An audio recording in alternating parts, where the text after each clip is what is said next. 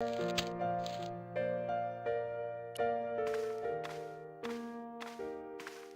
want some information. Who are you? The police? I'm conducting a private investigation. Ah, I know only too well what you mean. That is one of the drawbacks of the catering business. When people book into an hotel, they leave their morals at home, no? I'm looking for a man who dresses like a clown. This is a highly respectable hotel, monsieur. There are no clowns here. If you say so. Do you know a man named Plentau? No, monsieur. I'd like to retrieve something from your safe. Ah, oui, monsieur. May I see some form of identification? Like what? A driving license, perhaps? I don't drive. Your passport? I don't have it with me. I could show you my operation scar. I'm sorry, monsieur. I must have some form of unique ID. You won't find a more unique ID than my scar. I'm sorry. I must insist on a more traditional identification. Rats. Do you have a guest by the name of Khan? No, monsieur. Perhaps you would care to check the register. The man who calls himself Khan has a scar on his right cheek. Vraiment? I tell you, I do not know a man named Khan. Maybe not, but I noticed a change in his expression when I mentioned the scar. Do you recognize the man in this photograph? Yes, monsieur. That man is one of our guests. What name? I cannot tell you that. It's Merlin, isn't it? Alias Khan, the clown. I told you, I cannot tell you that.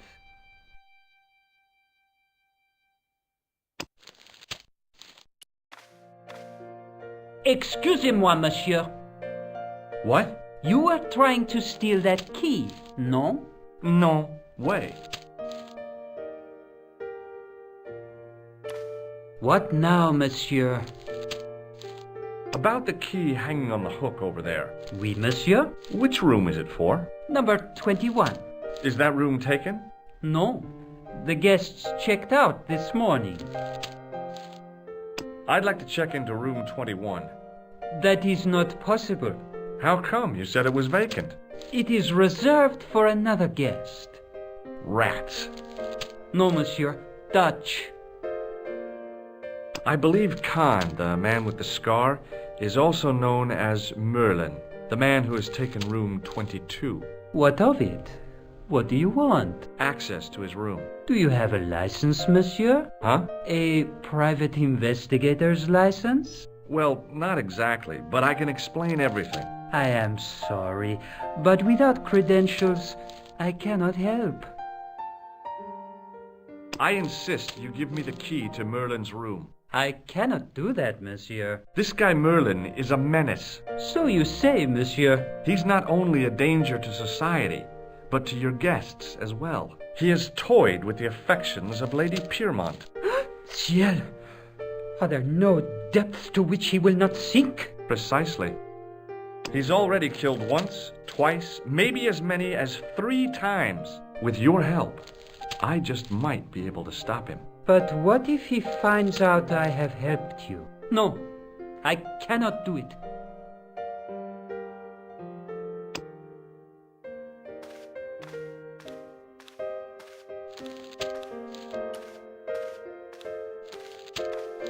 Hi, ma'am. Hello, George. What can I do for you now? Would you distract the clerk while I borrow a key? Are you asking me to aid you in a criminal act, darling? Oh, no. It's the key to an empty room. And why, may I ask, do you wish to gain access to an empty room? Do you plan to squat? No, ma'am. Scouts honor? I was never in the Boy Scouts, ma'am. Oh, you should have been. What were your parents thinking of? It's a fine way for a boy to get licked into shape. Now tell me, why do you want to get into that room? It's next to the room the killer is using. Ah, so you plan to eavesdrop on Merlin? I was hoping there might be a connecting door. Well, how can I refuse? I shouldn't think my feminine charms would be much use in this case, but a good dose of English arrogance might do the trick.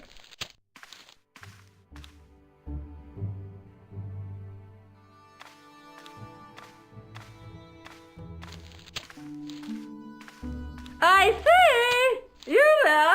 Flunky! Oui, madame. Listen carefully. You do understand English, don't you?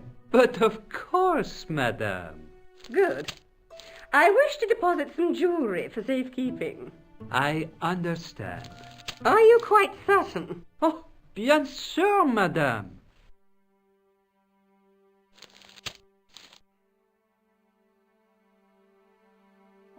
Over to you, my dear.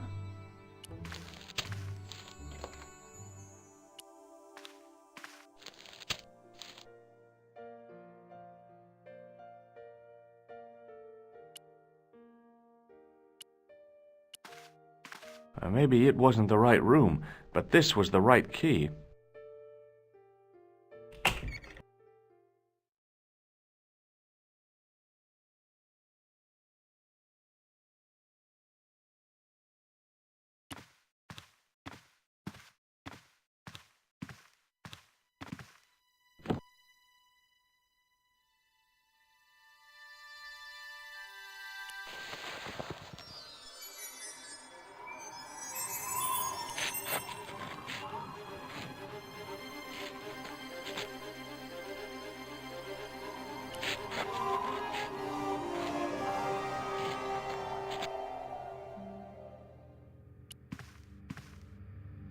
The assassin had been too smart to leave incriminating evidence beside his bed.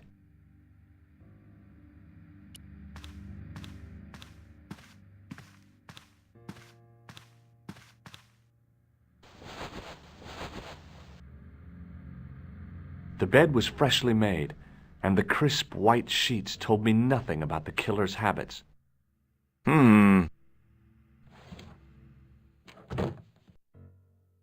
It was the battered leather briefcase I'd seen Plantar carrying just before he died. I searched the interior of the briefcase, but as I'd half expected, it was empty.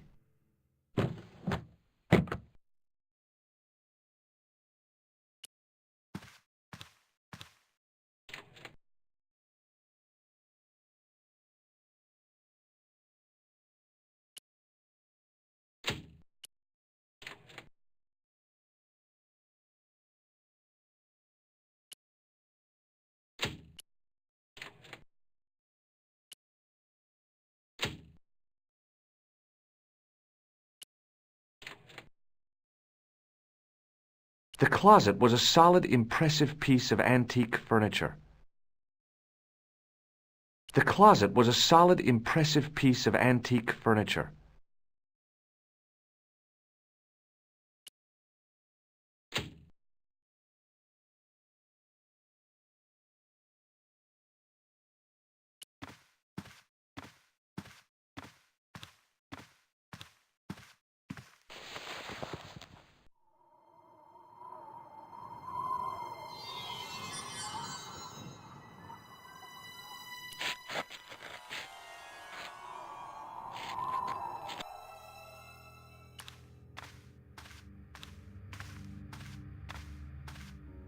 It was Khan.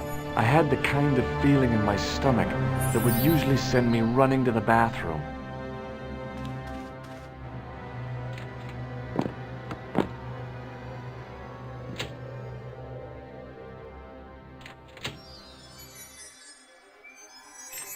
As Khan opened the wardrobe, I was sure I was dead. But he grabbed his pants quickly and didn't even see me. I didn't usually spy on men getting changed. But this guy was a killer, and I didn't want any surprises. He left his checkered pants on the bed.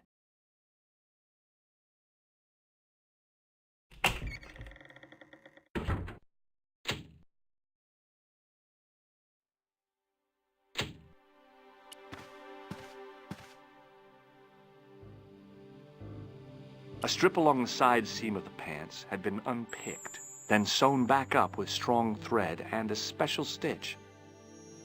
I had that kind of feeling you only get from searching still warm pants. There was nothing in the pocket.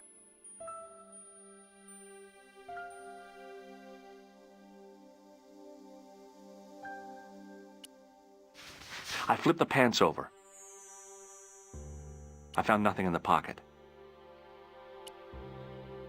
I found an ordinary matchbook. No matches, no clues. But as I pulled it from the pocket, a strong thread came with it. A thread with a metal tag on the end.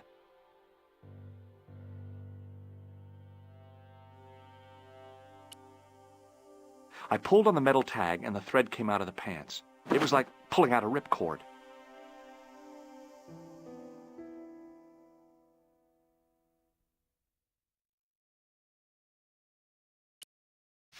I turned the pants over again. I searched the pocket gingerly and found a pass card. It read, Thomas Merlin, Gruber Electronics Corporation.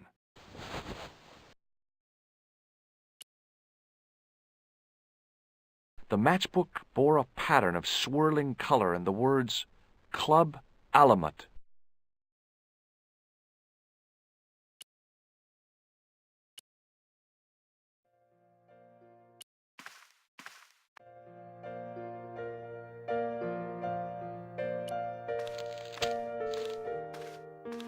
What now, monsieur? Does this pass mean anything to you? That is Monsieur Merlin's property. That's right. Merlin the murderer. I want to see what he's left in your safe. Impossible. I cannot betray his confidence, no matter what you say he's done. You're making a big mistake. Maybe. I can live with that. A murderer? Are you sure? Positive.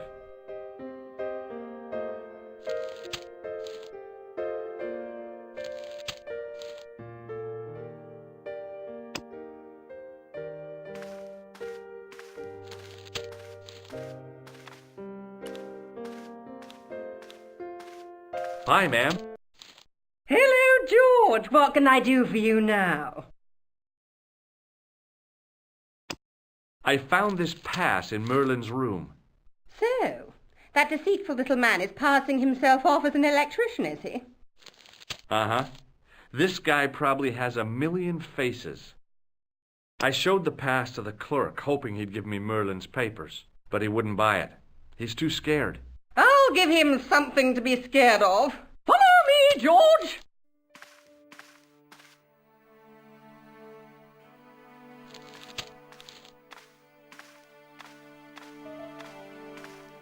Did you place a package from Merlin in the hotel safe? I did, madame. And did my friend here show you Merlin's identification? Indeed he did, but What's the problem? he isn't Merlin. A mere academic detail. Give him the package. But that is against the law. I happen to be a justice of the peace, you silly man. I am the law. If he tries anything, shoot him, George. My pleasure, Lady Piermont. One moment, please. You know, I haven't enjoyed myself this much since Greenham Common. I don't know what I would have done without you, Lady Piermont. Voilà, monsieur. Le manuscrit de Monsieur Merlin. Thanks. How satisfying. An Anglo-American alliance that actually worked. The clerk had given me a tightly rolled sheet of parchment. I decided not to unroll it until I was safely back in Nico's apartment.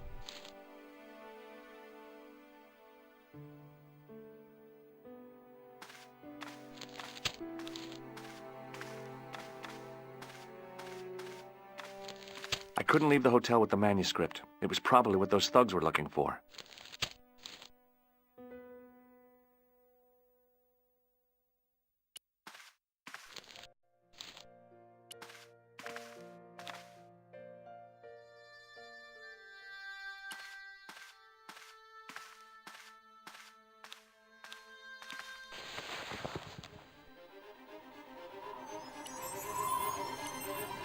I knew this was no way to treat an ancient manuscript. but I couldn't let it fall into the hands of the goons waiting outside.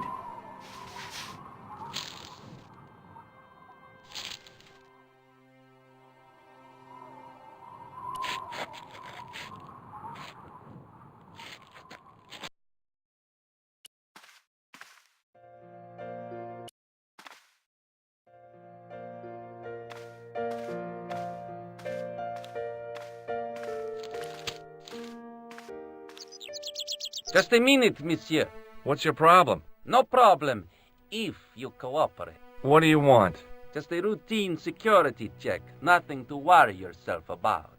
Oh, well, all right. Search him, Flap. You bet. Hey, knock it off. Get off, you big ape. Nothing, Guido. Zilch. Our apologies, monsieur. What? I had to report you to the authorities. Round here, we are the authorities. You want I should break his arms? No. Let him go, Flap.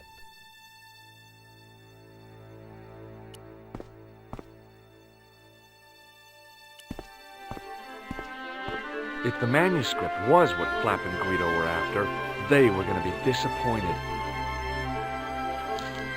I couldn't wait to get back to Nico's apartment and check it out.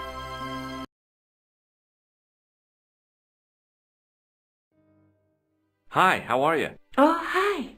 Come in, Josh.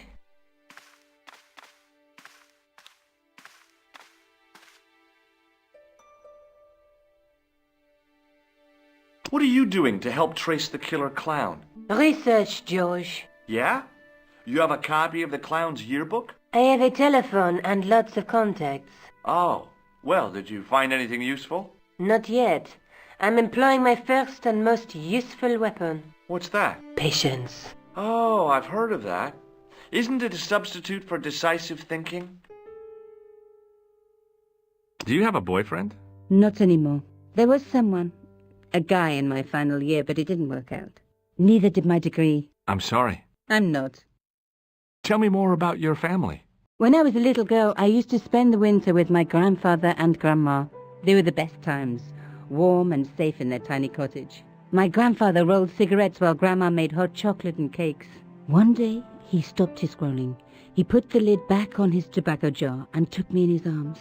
I laughed and wriggled, but he hushed me to be silent. With his unshaven chin all scratchy in my ear, he told me his secret. What did he say? He said, I don't smoke, but she likes to think I do. What a weird old man. Don't call my grandfather weird. He was the nicest guy ever. I wish I was back in that cottage instead of this crummy apartment in this noisy city. You're just not going to believe what I've found. It's not another part of the clown's costume, is it? It's a medieval manuscript. Khan left it in the safe at the Ubu. It's incredible. Is this what he took from Plantark? It could be, which means it's worth enough to kill for. Look there, two guys on the same horse. Oh, yeah. Maybe they couldn't afford one each. What of it? Have you ever heard of the Knights Templar? Their official seal was an image of two knights sharing a horse. Whatever this manuscript means, it's connected with the Templars. How come you know about these knights? I learned about them while writing an article on the Crusades.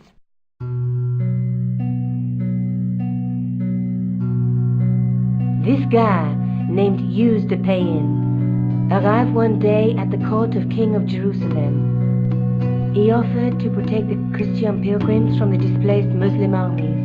The king would be able to guarantee safe transit to Christians in the Holy Land. Safer journeys meant more pilgrims, and pilgrims meant trade and wealth. The Templars proved invaluable to the king as a mercenary army. It was said that they never asked how many the enemy numbered, just where they were. And as the years went by, the Templars grew in wealth and numbers. They were so rich, even kings came to them for loans. But at the height of their power, they fell foul of the King of France. He rounded them up and turned them over to the Inquisition. Thousands of Templars were subject to torture and confessed to heresy. Of course, at the hands of the Inquisition, there wasn't much they wouldn't confess to.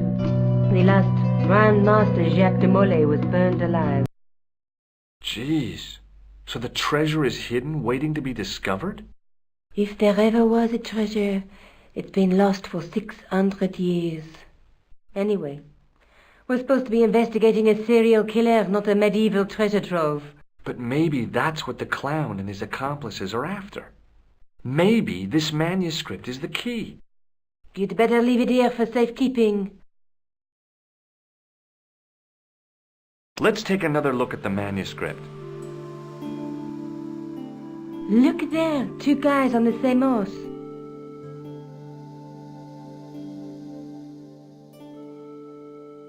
There's a guy with a sword and a bull. The only mythological bull I know of is the Minotaur, but he was only half bull. I don't think I'd like to be half a bull, even if it was the bottom half. What's that object between them? It looks like a gem on top of a tripod.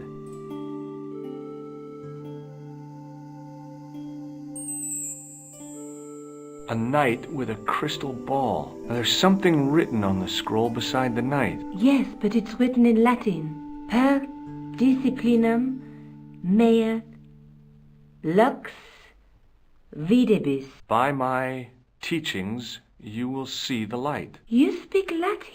Where did you learn a trick like that? A trick? I studied law, okay? I can read Latin. My, you're touchy. Tell me that again. There's a woman looking at her reflection in a mirror, but the reflection has 3 hideous faces. She reminds me of the wicked queen in Snow White. She was the one who said, "Mirror, mirror on the wall," wasn't she? She made me cry so much when I was a kid. Mom carried me out of the movie theater. She didn't frighten me in the least. Like I said, I was only a kid. I didn't like the crocodile in Peter Pan either. There's a guy working on a loom. He's weaving a carpet or a tapestry. Or a duvet cover. It's a clue to a place, I reckon. Somewhere famed for weaving and ships. Where folk live in barrels? It beats copper boxes. Let's face it, we need help, George. Someone who knows about these things. Who do you suggest? Indiana Jones? I know a guy who specializes in medieval studies. His name is Lobino. Huh. Some stuffy old fossil who gets horny over ancient relics, I suppose. Far from it. Andre isn't the stereotypical professor you have in mind. Where can I find this Lobino guy? At the Krone Museum. I'll give you the address.